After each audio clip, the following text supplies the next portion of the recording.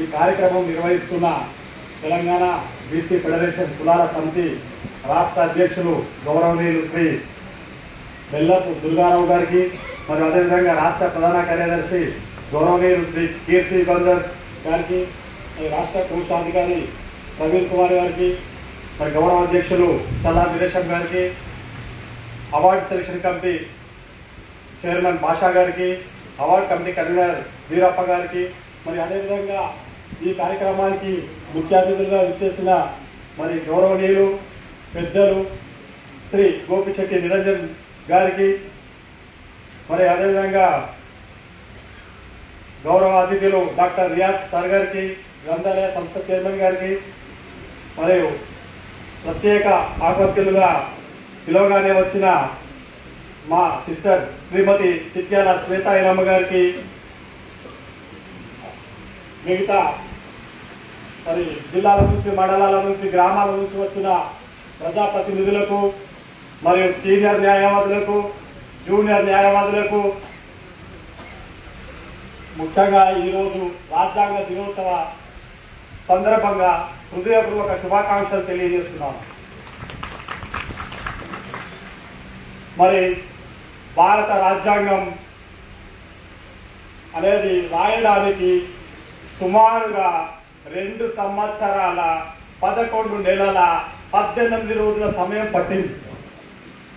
మరి మహానుభావులు డాక్టర్ బాబాసాహెబ్ అంబేద్కర్ గారు, మరి మిగతా మేధావులు మరి 2 సంవత్సరాల 11 నెలల 18 రోజులు ఎంతో కష్టపడి భారత రాజ్యాంగాన్ని రచించి, ఎందుకోసం రచించిండ్రు, మరి దేశ ప్రజలందరికీ స్వేచ్ఛ, సమానత్వం, సౌభాతృత్వం అనేది ప్రజలందరికీ అందుబాటులో ఉండాలి అనేది రూపొందించి ఆమోదించడం జరిగింది.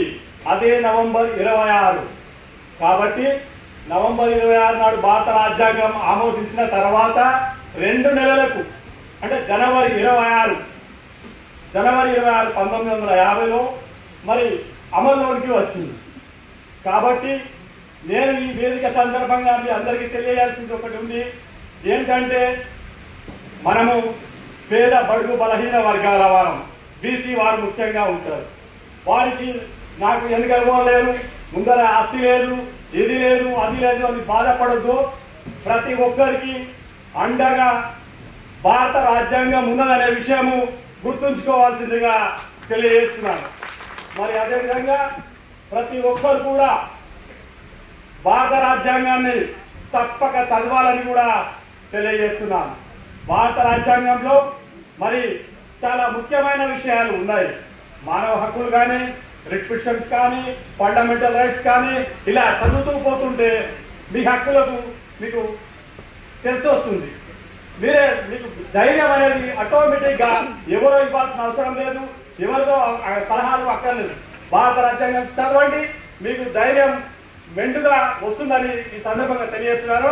మరి నాకు ఈ అవకాశం ఇచ్చిన పెద్దలందరికీ కూడా పేరు పేరున హృదయపూర్వకంగా మరొకసారి మరి భారత రాజ్యాంగ దినోత్సవ శుభాకాంక్షలు తెలియజేస్తున్నారు.